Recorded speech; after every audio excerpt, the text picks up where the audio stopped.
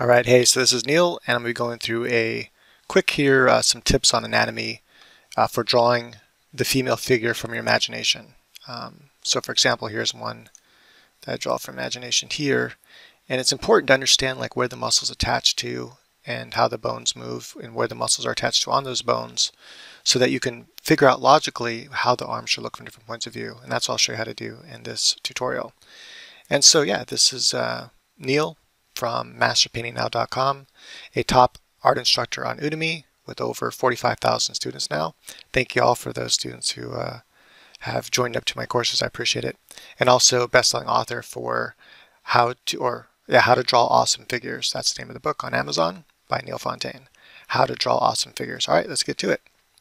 So I'm going to go ahead and show you here.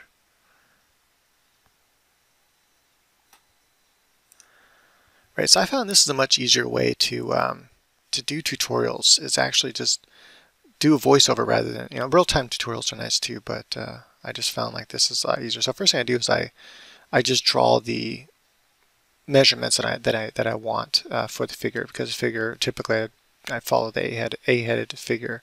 You can always adjust that by making the legs a little bit longer. But all right, so let's go ahead and do this then. So after I have the basic measurements in here, what did I write there?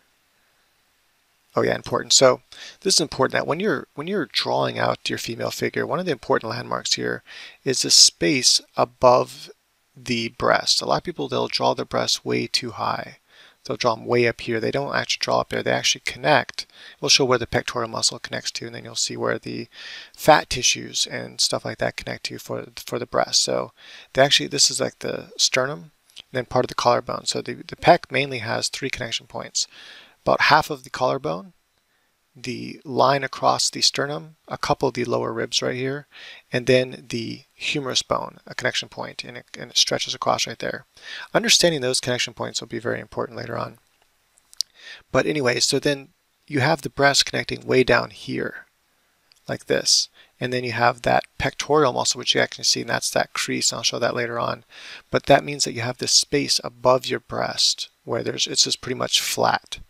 Now, for artistic reasons, you could draw the breast a lot higher, like anime typically does that. And if you want that, style, that's fine. But for realism, and most like Marvel comics tend to go with the realism where breasts are placed. Now, the next thing here is I have the hips. So the hips are placed at the halfway point. Now, this is all very basic proportional stuff. I'm not really going to spend much time on this. This is something that you can get in my courses. Pretty much all my figure courses will go through this. One of the best, I think, actually is my pinup course for just going through the proportions and stuff, but also my anatomy course. And then my drawing and painting comics course too goes through it in really nice detail. Proportions are important. You can't skip this part. Being able to draw stick figures in the proper proportion is absolutely vital to drawing for imagination. And then you want to master the mannequin before you move on to anatomy. So after I lay out the basic idea of what I want for the figure, and I'm just showing that that's where the weight's going to be on this leg here, meaning that it's going to push this hip up and the hips are going to be at an angle like this. And then typically the shoulders, sorry about that, got Facebook stuff. And then, I hate that how it does that too. Then typically the shoulders will offset that, so the shoulder will be higher, this one lower, which I've already got set up.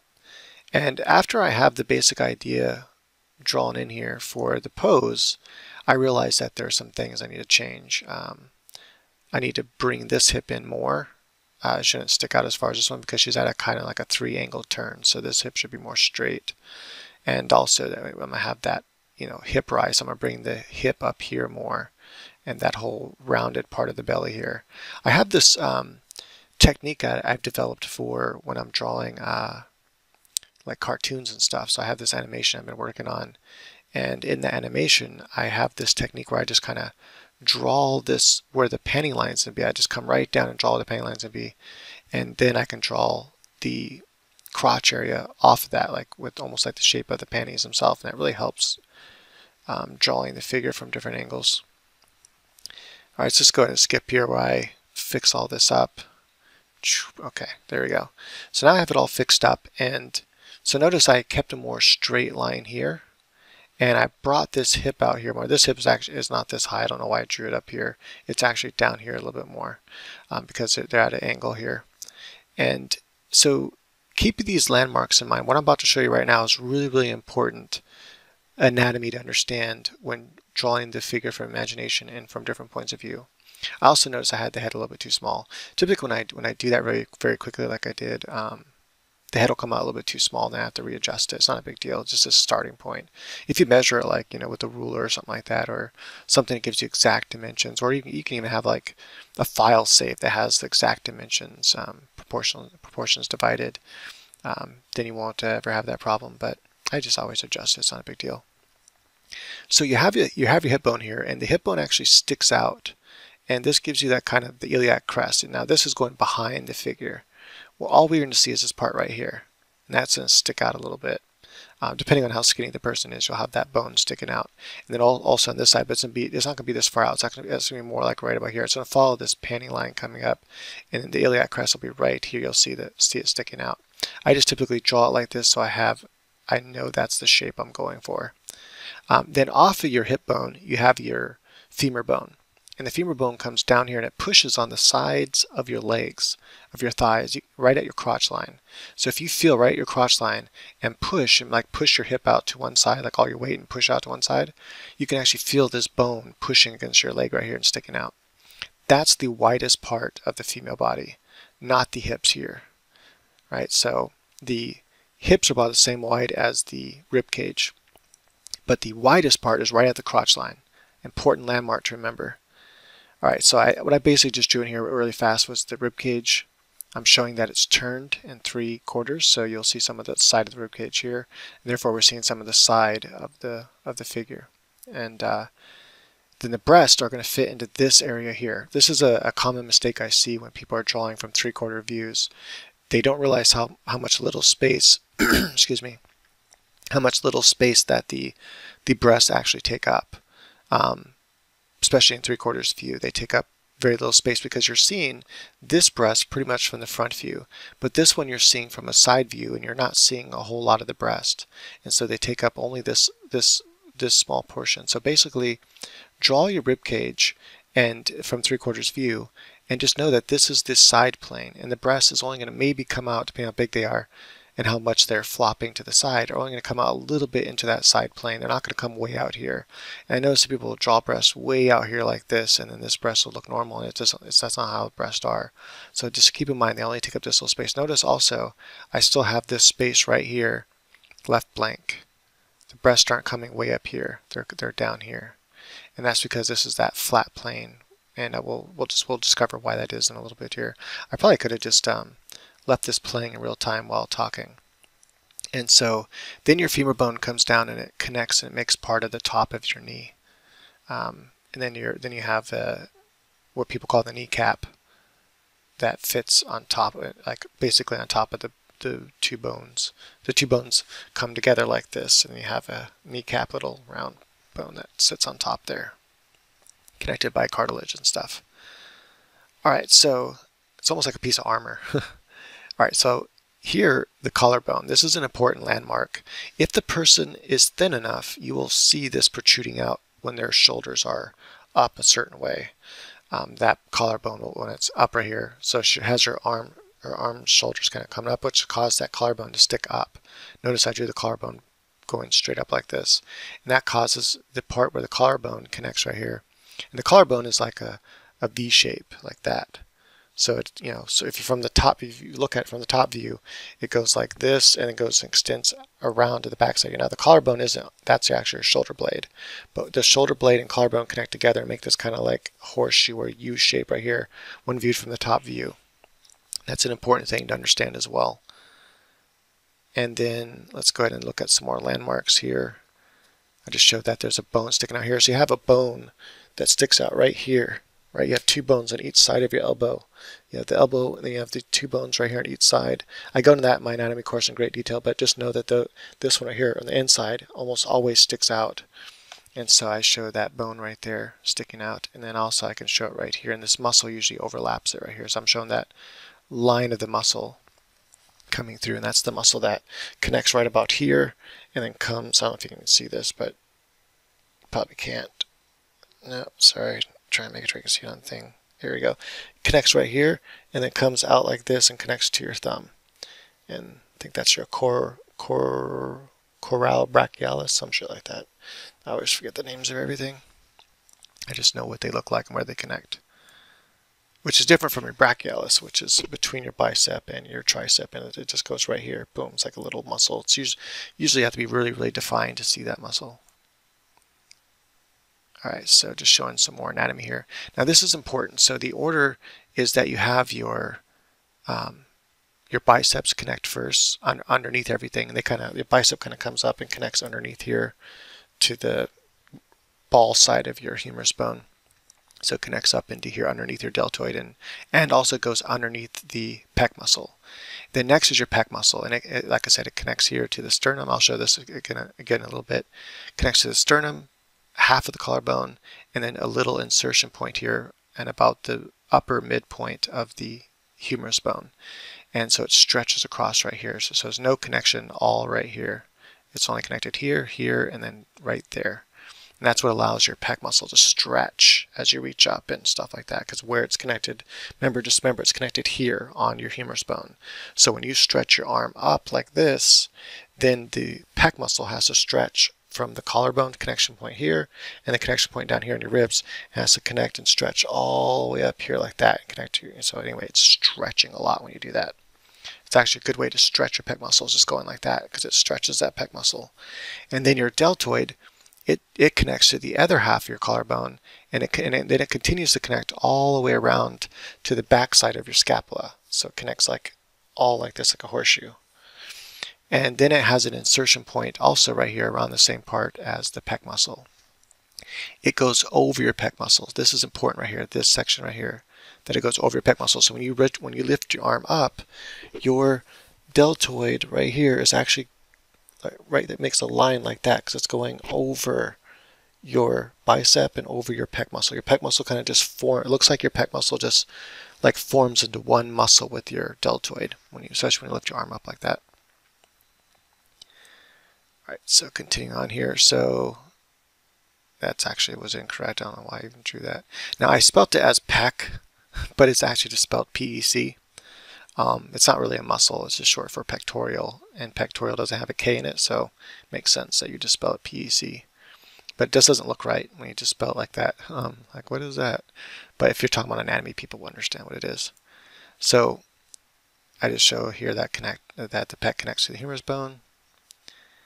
And also you have this other muscle right here. I forget the name of this muscle is, something teres, some shit like that. And with a defined person, you can actually see this muscle right here. So you'll have the bicep connecting like this, the deltoid overlapping your bicep, the bicep coming like that, and then this muscle right here, the bicep overlapping this muscle right here. And it's kind of a cool muscle. And then you have your triceps and so forth. Usually there's this kind of like a shape that's created here. Like when you have your arm out like this, there's this kind of like horseshoe shape right here. And there's also another horseshoe shape in the back of your arm, which is where your triceps are. But even if they're not really defined, you at least have this kind of horseshoe shape here, right here, before you have your armpit, which is created by the pec muscle coming up like that, and then your latissimus dorsi, and you have this hole in between there, between the muscles, if you look at anatomy. But anyway, so continuing on here, I'm just showing you where they all connect. So here's the humerus bone, and I'm going to show this also a little bit better in my animation program. And you have a connection here and here. It's free floating from here to here. So there's one connection here, connection there. Everything else is free floating. It's not connected to anything. That's what allows it to move around and stretch. I already went through this, so no reason to go through it again. Just knowing that what goes over what. So I'm showing how the pec will stretch. And there's the collarbone. So here's the collarbone moves up. So when you move your arm up, your collarbone moves up as well. So does your scapula, or people call it your shoulder blade.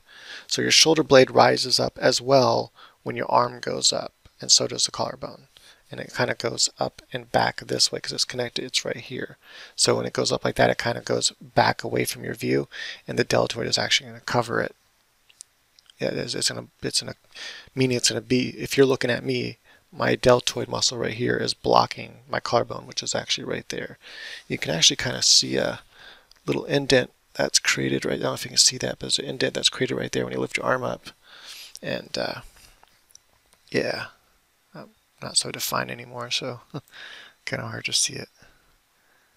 Too much fat between the muscles right now. That's alright, 40 years old, it's cool. And not the healthiest. So what I'm showing here is as the bone comes up, as your humerus comes up, the collarbone comes up to that. Collarbone actually sits kind of on top of the bone. I'll show that in a little bit. And then this is a top view. So the deltoid, like I said, it wraps around, it connects to the other side, which is your scapula, and then it connects to the front side of your collarbone, and then it has an insertion point right here at your humerus bone. And so it has this shape right here from the top view, as if you're looking straight down at it. And that's important to understand. And then just showing the overlapping, so then you have the pec muscle here from the top view overlapping your bicep. And oh, and now I'm just showing you like where you get that little line. I'm going to show that in a little bit again.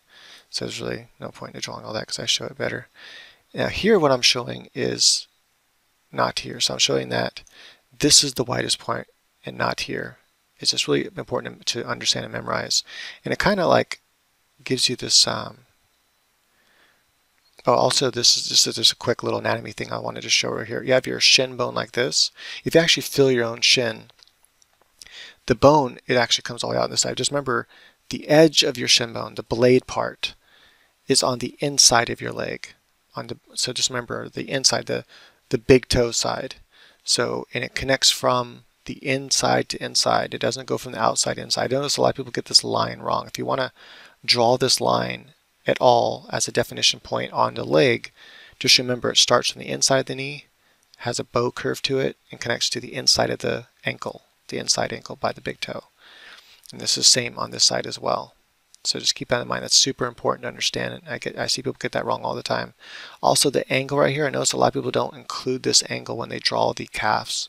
So the outer muscle is higher, right? The outer calf muscle is higher. The inner is lower. So you have the point here and a point here. You have a diagonal line. So just remember you have this diagonal line that comes inward, that the inside calf is lower, the outside calf is higher. And in my anatomy course, by the way, I'm going to put a link for all those that want to get a discount to it. And if you go to my Facebook page, my Master Pain Out Facebook page, that's also, the link is in the description of every video, I believe. If you go to my Facebook page, sorry, I'm actually about to, I hardly ever do this. I haven't done this in like 2 years. I'm going to be giving away like 10 or 20 free copies of my anatomy course. But for those that miss out on that, I also have a link in the description where you can get it for $10. It's normally like $100, so 90, 98, 95, something like that. So it's a really good deal. So grab that. But I'm going to make sure that I time it to where when this video comes out, so if you're one of the first people to watch this video, you will also be able to get that course for free. So keep that in mind. So make sure to go to the Facebook page, because that's where I'm going to be posting the link, is on my Facebook page. I'm going to make a post specifically stating, hey, thank you everyone for your support and all that kind of stuff. Here's some free copies. I hardly ever do this. And then, so it'll be a little short message and I'll have a link. That link will only be valid for the first 20 people that click on it and choose to get it for free. I think you have to click on the link and then you have to click purchase, and then it's like free. It'll say $0 through Udemy. So just make sure to jump on that like right now if you want that for free. Because like pause the video and go to Facebook and get it now and see if there's anything left. If not, there'll be the $10 versions. And I go through like all this in great detail. It's one of the best-selling courses on Udemy, period. Like not just art course, one of the best courses with all subject matter. And there's a lot of subjects on Udemy. And there's over 35,000 students on just that course alone. It just now broke over 35,000. That's getting annoying hearing that. I could just close Facebook, I guess. I think that'll stop that from happening. And so anyway, yeah, I wanted to show that this shin bone has a curve like this and comes in.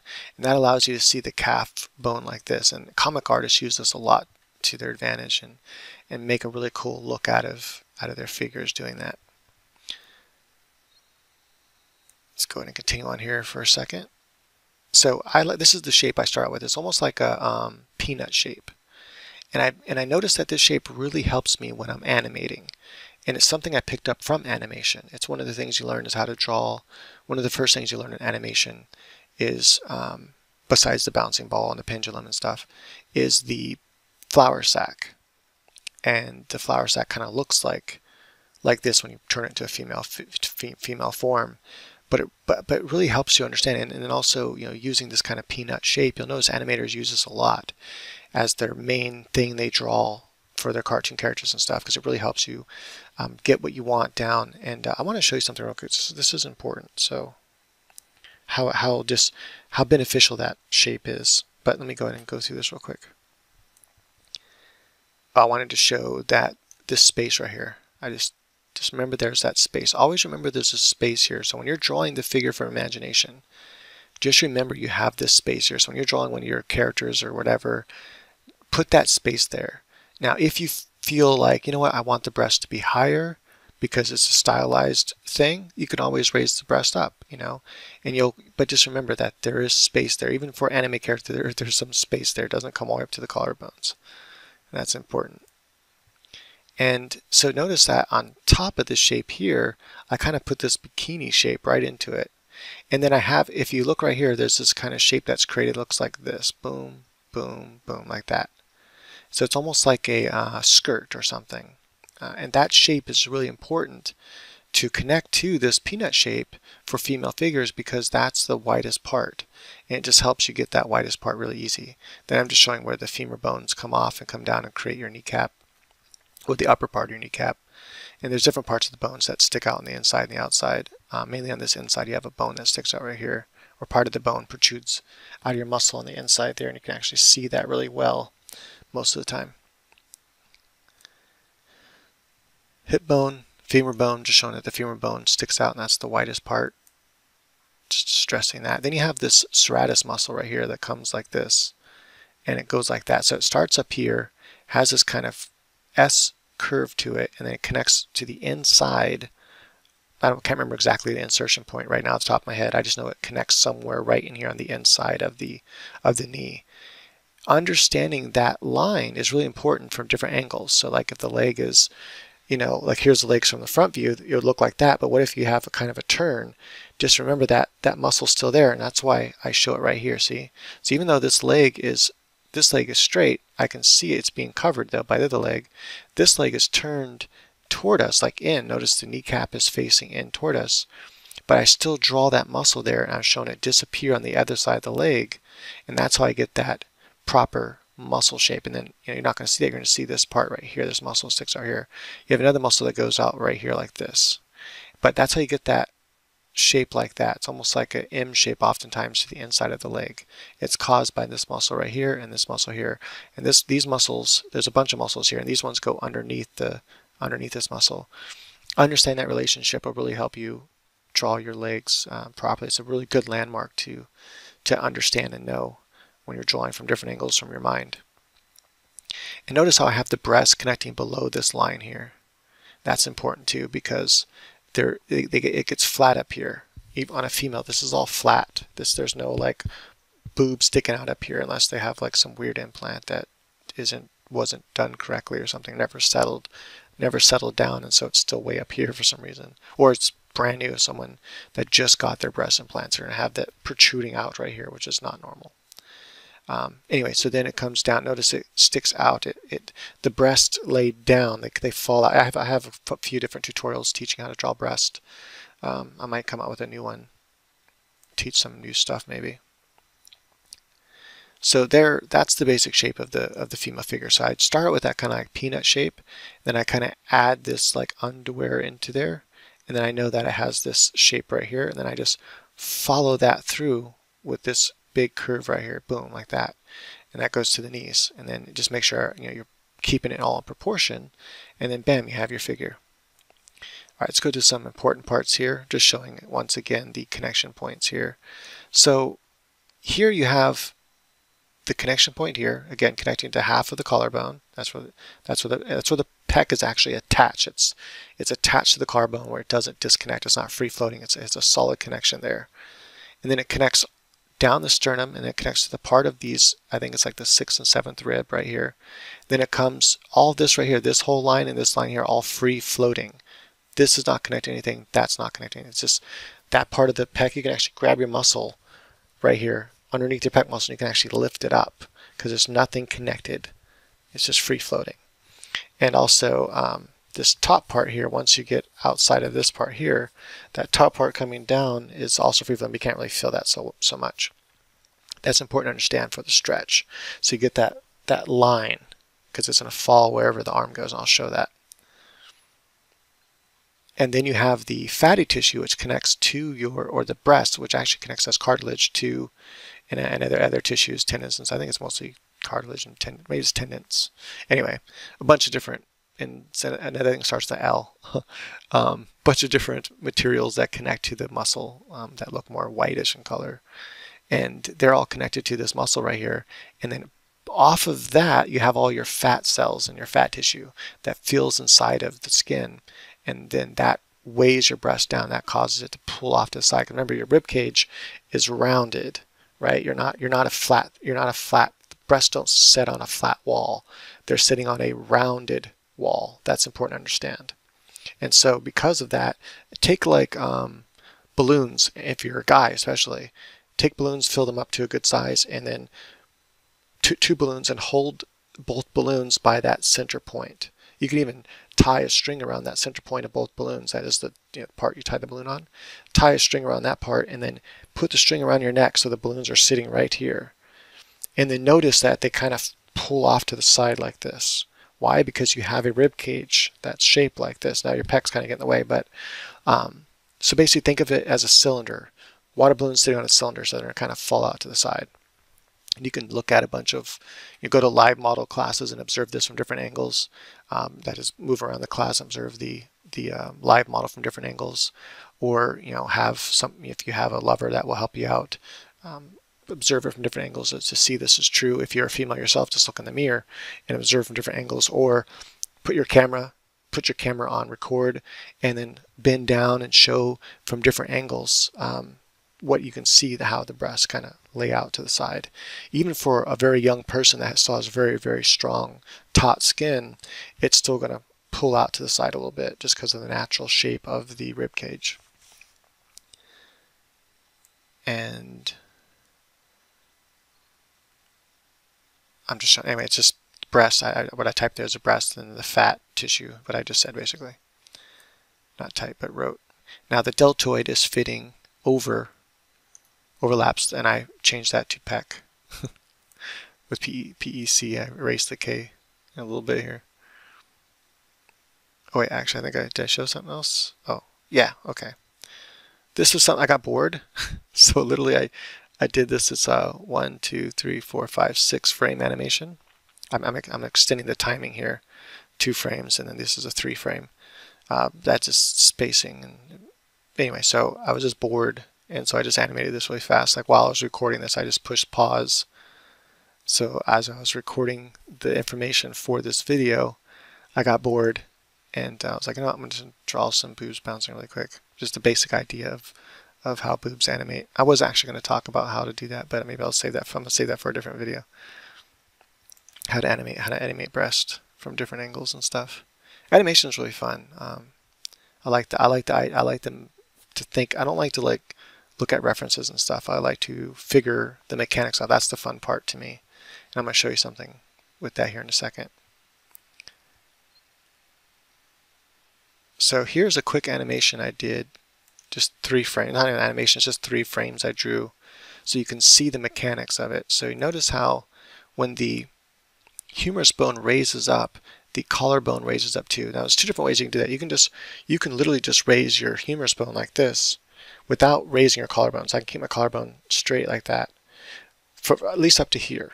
But you can also raise up just your collarbone, and that raises up your arm a little bit, like that. But once you get to here, once you want to raise up here, your collarbone has to raise up. So you have to, it's almost like you're doing this without even doing it. Like now try to lift your shoulder up higher, you can't really do it because it's already lifted up naturally. So when you lift your arm up like this, your collarbone then rises. So once you get to right about here, so this is straight, once you get to right about here, the collarbone will naturally start to raise up with your arm. And so will your shoulder blade and back. And so back here, if you can see the back of me, my shoulder blade is going like, has a shape like that, wherever. It's going to kind of come out. So as I lift my arm up, my shoulder blade moves out and shifts. And that's what creates this right here. And also my latissimus dorsi connects up here and down here to the back side. It's kind of similar to the pec muscle, but on the back on your back. And so your latissimus dorsi, or your lats, that big muscle like Bruce Lee had them when he flexed and they're just huge and they stuck out, that connects up here too. So when you raise your arm, that stretches and lifts up as well. And that's what gives you that kind of winged look right here. And that also gives you your armpit. Anyway, I'm going to go back to where I show it straight. So notice when it's straight, so the collarbone is right here. It's a little bit higher. There's space between the collarbone and your humerus bone. So if you look at a skeleton, your humerus bone and collarbone, actually, your collarbone's here, your humerus bone's like that. And then you have the other part of your shoulder blade that comes, and the shoulder blade has this little part that comes around here. Then everything else is connected by muscles and tissues and stuff that connect all that together. If not, if you just take a skeleton, the arm is just going to fall. That is, your humerus bone is just going to fall down because it's not fitted inside it. There's no bone socket it's inside of. So it's just going to fall right out. Here's a bunch of tissues holding that together. And that's why you really want to take care of your shoulders, because you can get, when you get older, you have all kinds of crazy pain because you didn't take care of all these tendons and stuff. So it's really important to stretch and everything.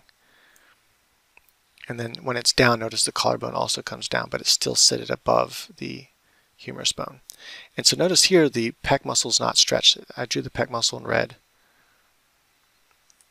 And there it starts to stretch out, because remember this is connection point, so it has to stretch out.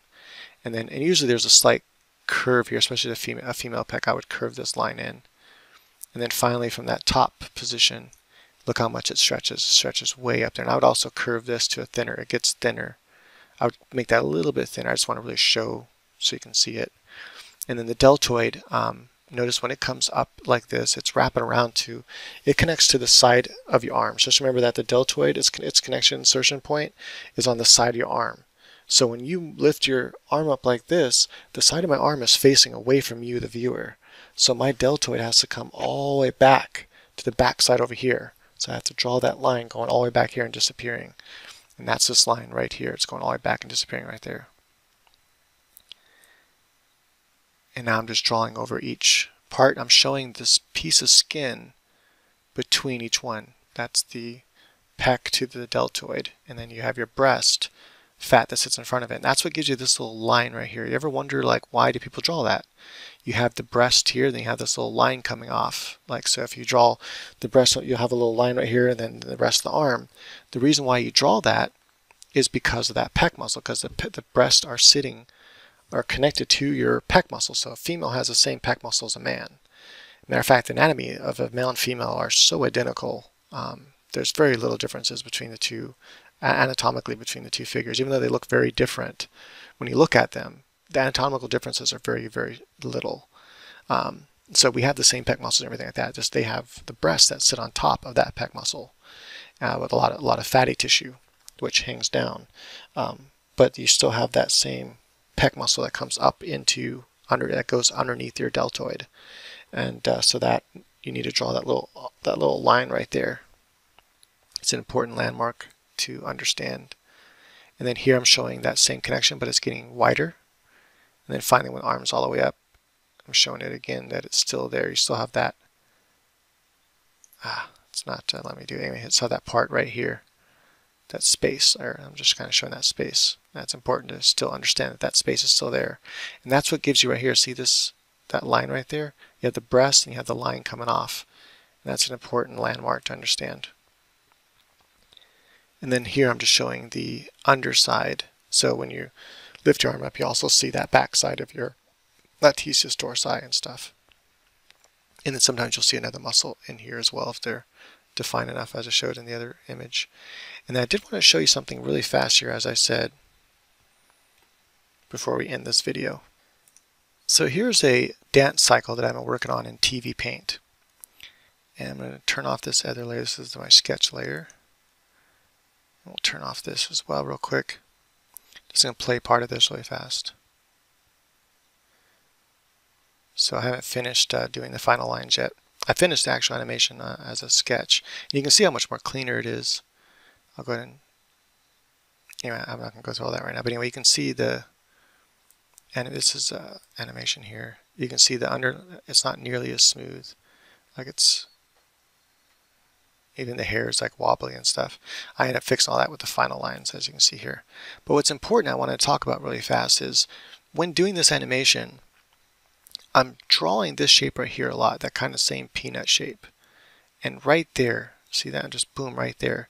And that's just drawn in there. Whether they have clothes on or not, I draw that, and then I imagine the panty line, and then I know the hips stick out, so then I have the legs coming off of that. And that helps me when going from frame to frame to imagine that shape, and then when to make it look like the hips are coming up toward us as it as it swooms around. I just draw the line up higher toward the belly button, and then push the legs up, and that makes it look like she's doing that gyro with her hips, kind of like almost like a hip roll, like you do in belly dancing.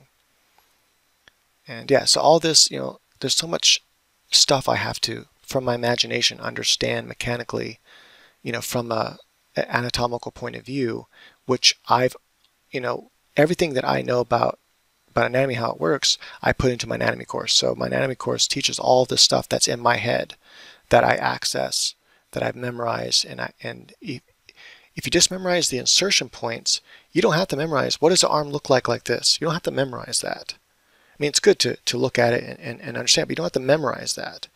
You don't have to memorize how the arm and how the body looks from every point of view in every position. Like, that's what I thought when I was younger. I thought that comic book artists literally memorized like every angle the body can be in, like thousands of permeations, and they just memorized all those poses, and that's why they were so awesome and brilliant, can just like draw these poses from their imagination so quickly, because they've drawn that same pose, and they have drawn a lot of the same poses many times. That's not why though. They can take a pose they've never drawn before and draw it from their imagination, because they understand the principles of anatomy and how, like, where the arms are, how the bones move, how there's two bones here, and how when you twist your I don't know if you can see, anyway, how you twist your arm, these bones twist, and they actually go like that, and they twist over each other. Boom, so they're like next to each other, and then you twist your wrist and they overcross each other. All that kind of stuff is important because you know where stuff's connected. Knowing that you have your thumb here, on the thumb side, you have a muscle that connects from here to over here on the side of your arm. And that's what creates this bump right here that comes across like this.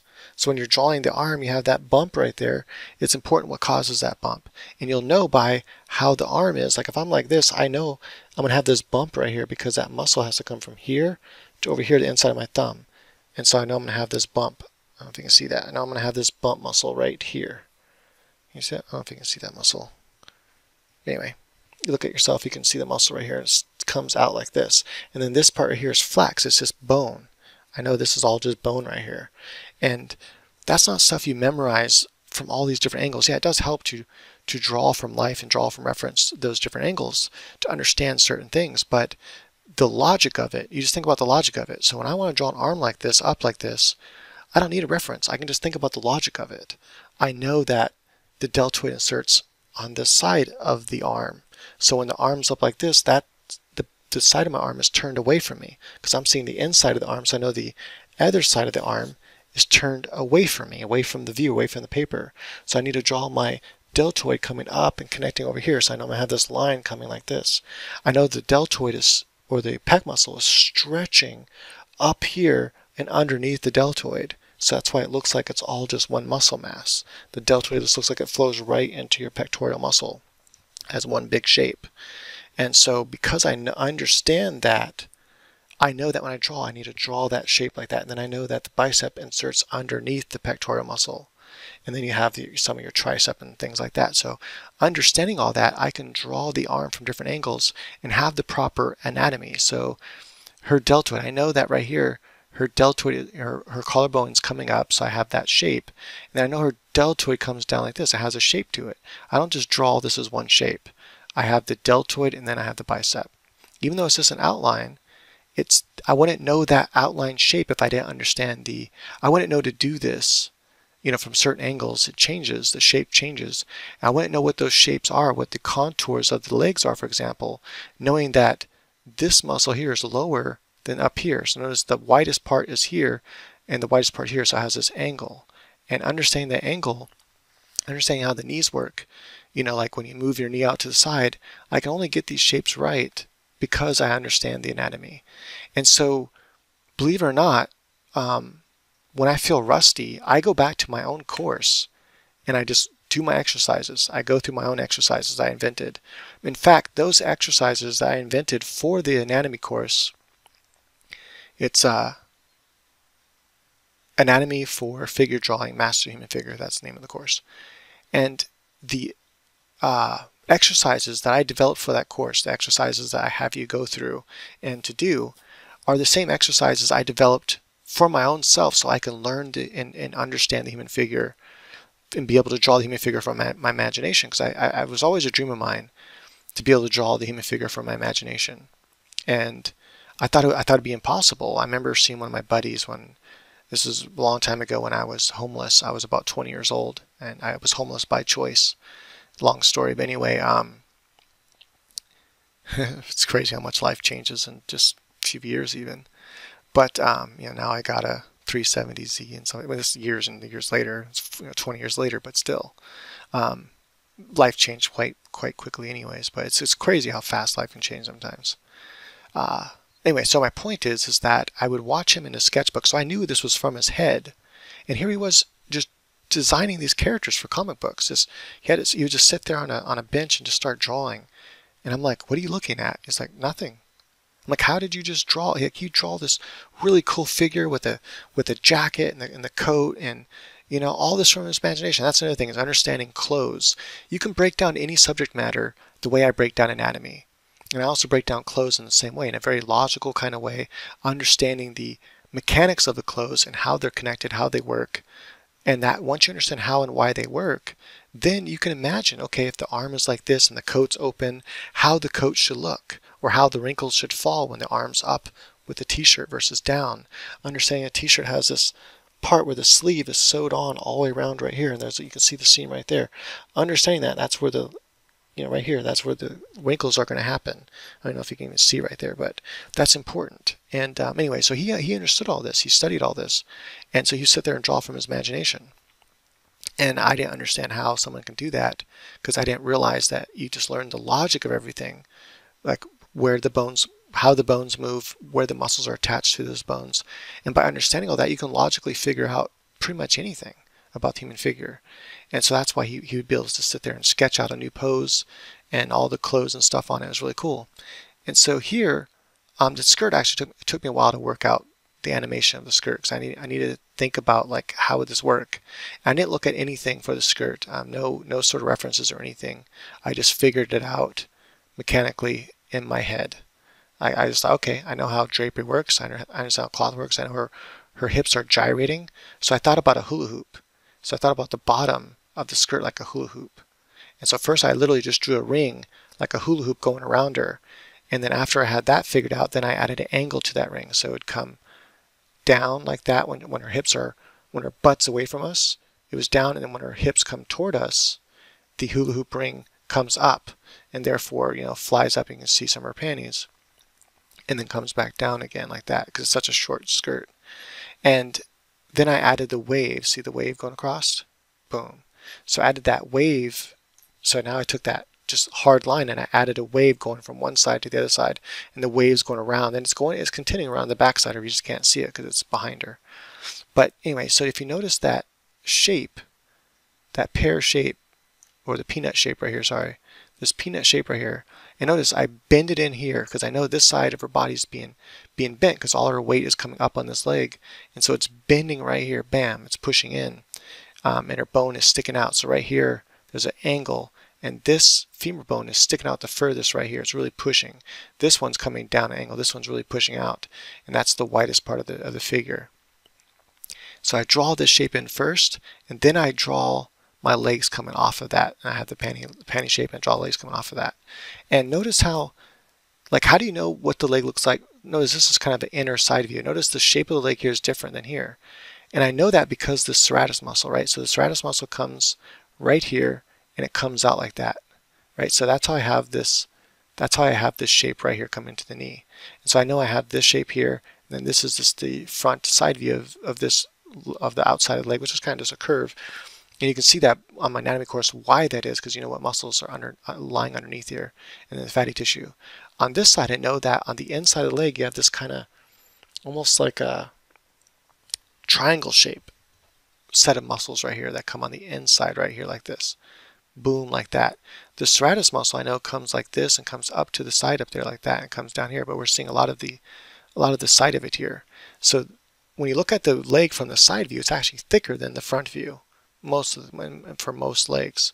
And that's why this leg is a little bit thinner than this leg, because this is starting to be viewed from the side view. And I know that this bump right here happens because from the side view you have that triangle. Anyway, it's all about anatomy. Understanding the muscles that are underneath everything allows me to draw the contours. So I don't just memorize all this in my head, like when the leg is from this view, draw it with this shape. I don't memorize all that. That'd be ridiculous. Instead, I think about what's happening underneath the leg, what's happening on the three-dimensional level, and then I draw the contours based, as I'm drawing the lines, based on what's underneath all that, what's underneath all this. And it takes sometimes it can take years to get all this, but. And then lastly, I just want to talk about one more thing here. That's with the breast here. So I had to think about, like the breast mechanics. So I did manage to find a couple references for a kind of belly dance hip roll to kind of understand, like, what do the feet do, what do the legs do. All that's important. Or you can just get up and do it yourself. If you know how to do it, you can just get up and do it yourself and just analyze, just think about it. As an animator, you actually act out the animation and think about, what does this look like? Okay, what are my legs doing? Okay, I need to make sure I draw all that. This is actually a very, very complicated animation to do. Very, very complicated. There's so many different timings and spacings. There's just a lot of stuff that's happening here. And I did it in layers. I thought, not necessarily I drew in layers, but I did it in different passes. So just to think about one thing at a time. So I draw it just thinking about the leg movement and stuff first, and the body movement, and the hips relation to the legs. Then I come back and I think about what I want the arms to do, and how I want those to move, and the timing, and then how I want the head to move, and how I want the hair to move, then how I want the bracelets to move, or these cases are like, yeah, I guess they're like bracelets, very long. And then how I want the feet to move and the shoes to change shape, and whether she's on the tippy toe or pushing down her heel. Then how I want the skirt to move. All that's thought different. Then how I want the breast to move. And this is all thought of in different stages, not all just at one time. It'd be way too much information to think about. But here, if you look at the breast, so I'm thinking about, okay, when she shifts her body right here. So I wanted this arm like this. See, I wanted to draw her arm doing this kind of circle thing like that. And as I did, I knew that her body is shifting over. So notice her hip, she's pushing her body up this way. So she's pushing her hip out she's pushing her right hip out, our left. Boom, she's pushing that up. And as she's pushing that up, her body is being pushed this way. Her upper body is kind of pushing this way. And then her weight shifts, and she moves her chest forward as she moves her arm down. And that causes the breast to change, because she's kind of leaning forward, which causes the breast to kind of come toward us. And so I had to draw that to look like that. If I didn't draw that right, it wouldn't look right. And then as she comes down, the breast comes down, and I really exaggerate this. This is kind of exaggerated. And you can get away with this in animation, and sometimes it's good to stretch things or to over-exaggerate things so that when the animations play back, you can really see that, because it only happens for a couple frames. And then coming back like that. And now notice the breast comes back up, and well, you can't see it here. I have to turn on the other layer so you can see the sketch layer where it comes back up right here like that. So drawing the breast changing, and notice how much I draw the breast changing here. You see that one right there, like a dip down? So as it comes here, you see this dip right there? Boom.